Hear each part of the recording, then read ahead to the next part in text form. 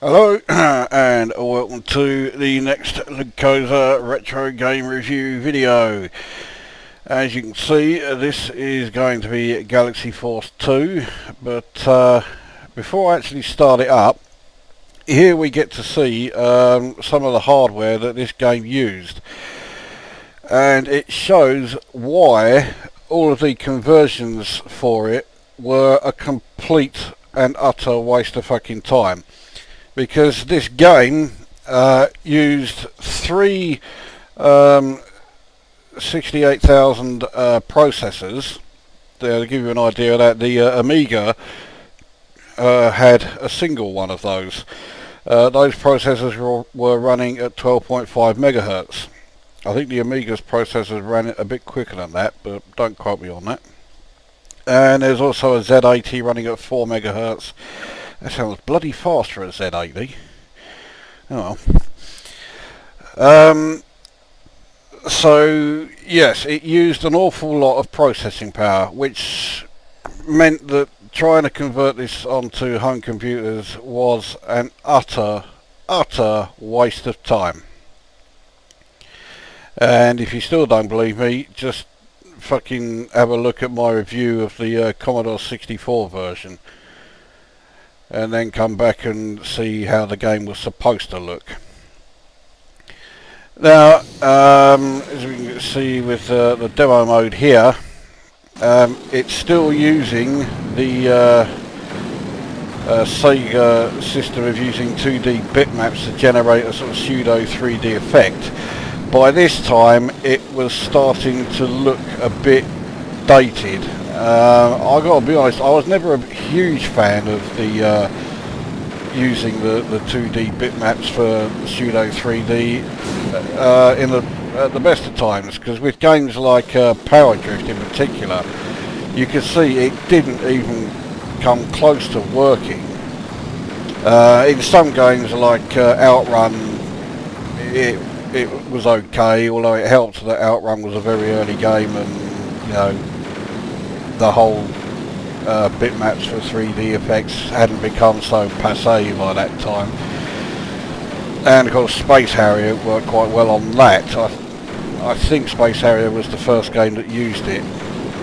Don't quote me on that, but I think it was, or one of the first anyway. Now back in the day, I could complete this on one credit. I'm definitely not going to do that tonight.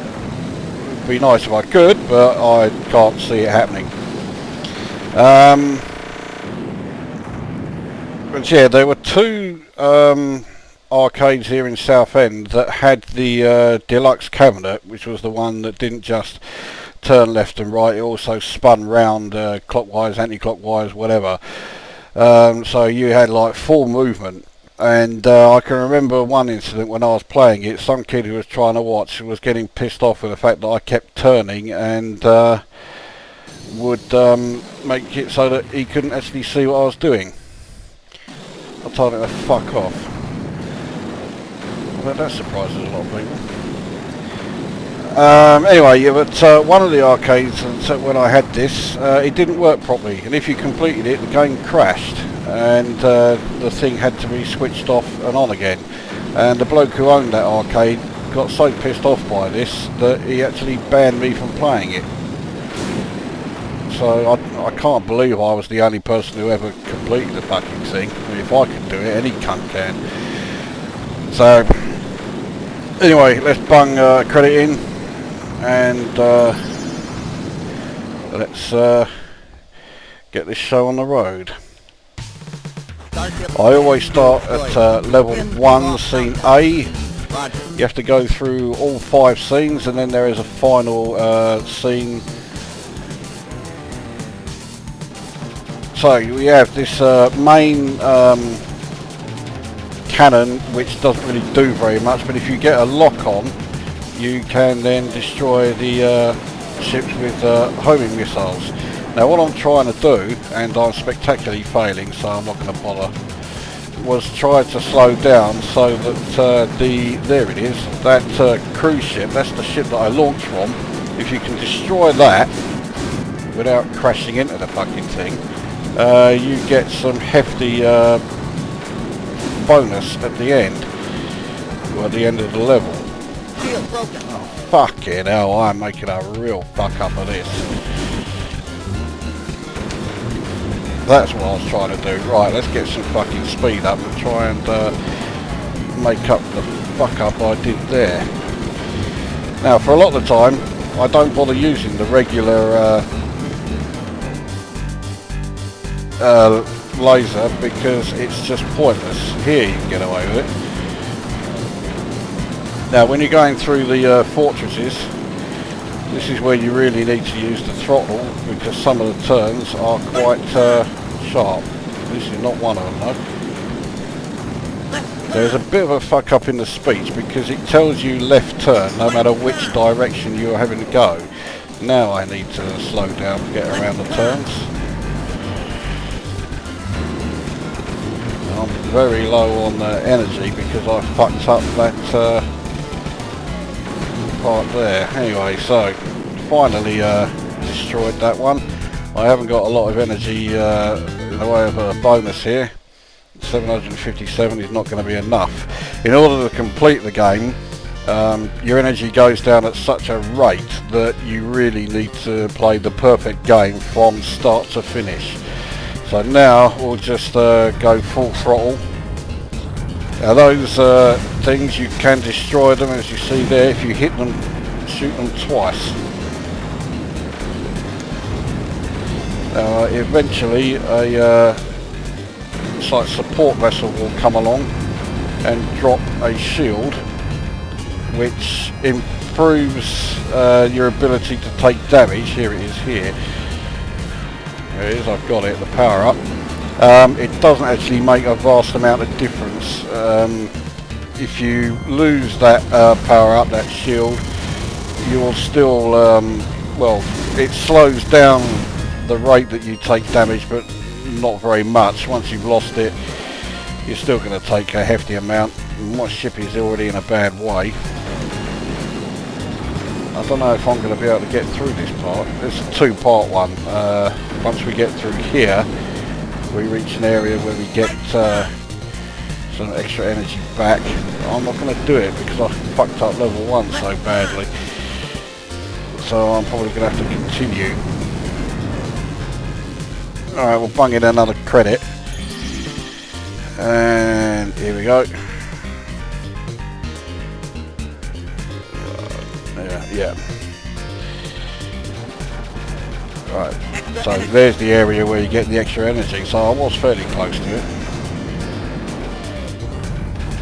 So let's get on with the review. Graphically, it's you know, pretty good considering it's still using these bitmap things, which I say I'm not a fan of. Audio is also pretty good. The music is fantastic. I think it's one of the best Sega soundtracks I've ever heard.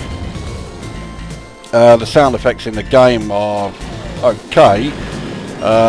It would be better if, you know, he would actually tell you the proper way that you're turning instead of just saying left turn all the time. And in terms of gameplay, I've heard plenty of people say this is Afterburner in space. I don't agree with that at all. Afterburner is an unplayable heap of shit. This is extremely playable, and it's an enjoyable game at that. So it's everything Afterburner isn't. Here we are, approaching the thing you need to destroy. There it goes. So we get through there. Stage 3 is some sort of like watery swamp area.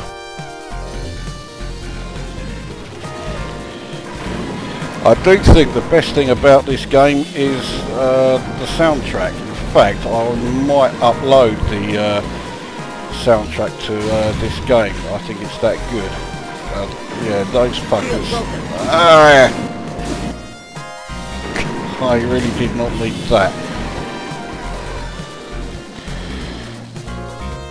There is a fairly large area that you can fly through. You're not stuck on like just one main actual pathway like you are in Thunderblade.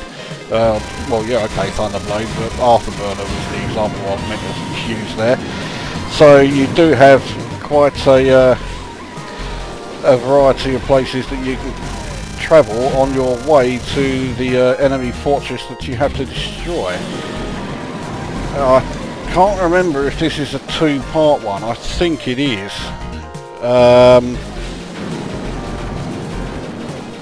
It's the level after this we're back to just a single level. Level 4 is actually quite short.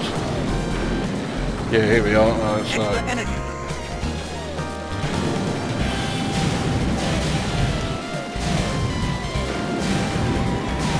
As you can see, I mean, total fucking carnage when you fire your missiles, because it doesn't matter how many targets you find, you will fire that many missiles.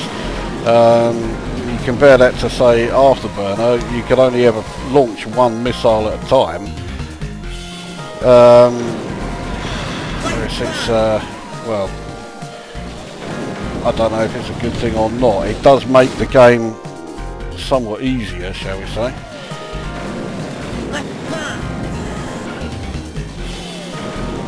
Thought I'd left the slowing down a bit too late, which I did there.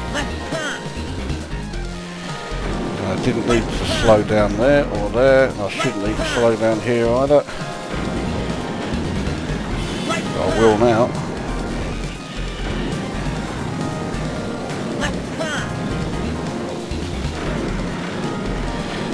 Okay, we're coming to the end of the level. That's the area I need to destroy. And there we are.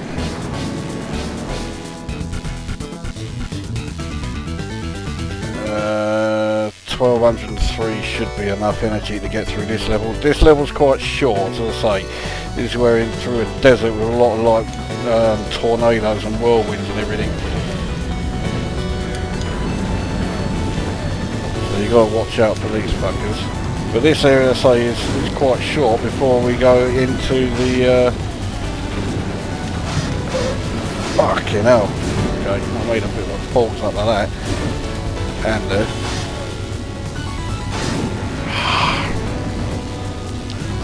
right, here we go, that's better.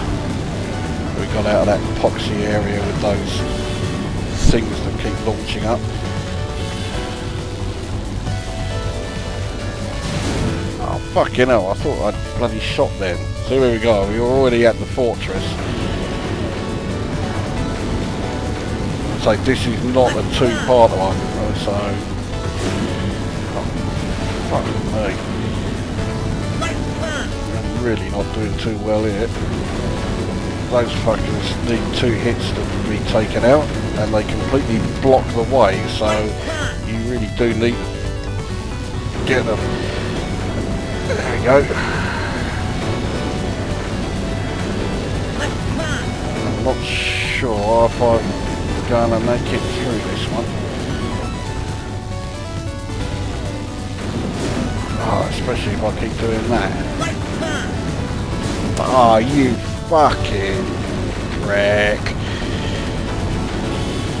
So, right, here we go. And that's level 4 done. How much energy have I got here? That's nowhere near enough. So level 5, we're up in the clouds. And then eventually we find the large base. Now with this one, you can still continue, so what I might do is cheat a little bit.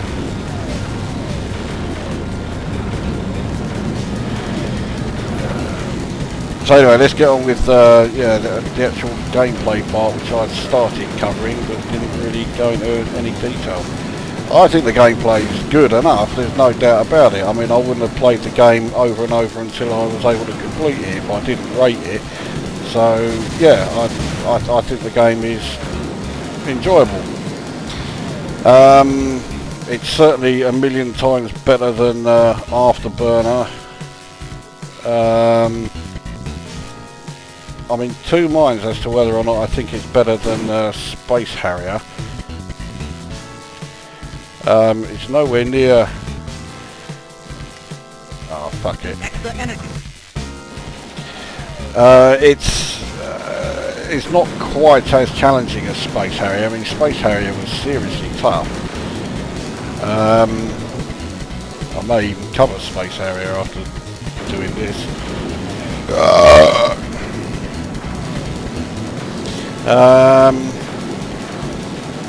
Like graphically, it's certainly quite impressive. It's just that it's still using these 2D things. I wish it wasn't. What I'm tempted to do is slow down and let myself die, because then I can continue, because once you get off this level and get to level 6, you cannot continue on level 6.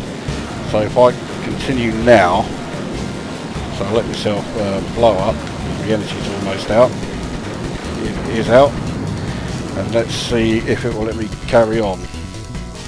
Yep. Alright, so now we need to speed up again. There we go. Right by the control centre. So that'll give me, I think, close to 1600 energy. Yep, just over 1600. That should be enough for me to get through level 6 here. So this is the level that you cannot select. You've got to go through the 5 main levels, then you get to this one. But from here you cannot continue. So, yeah.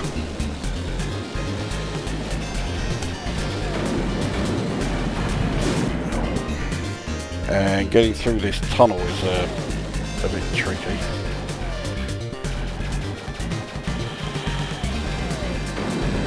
So, how do I score it? I mean, it's an enjoyable game, no two ways about it.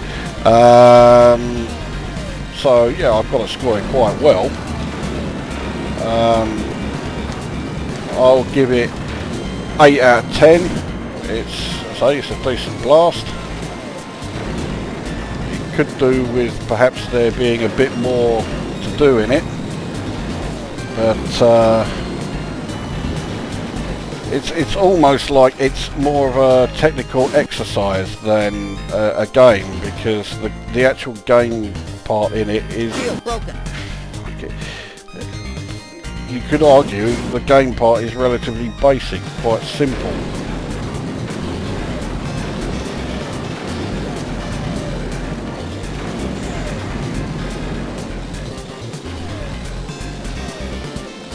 I'm also fairly sure this is among the last Sega games that use this pseudo 3D thing with the bitmaps. So that's the main thing you need to destroy on this level. That, I think you'll find, is this game completed. Yep, it is. There we go.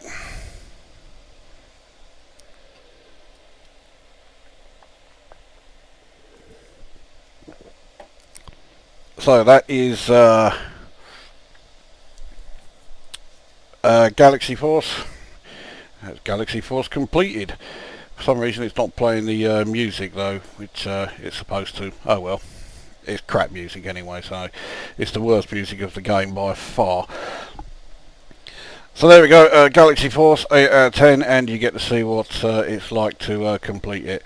So yeah, that brings this review to an end, and we will see you at the next one.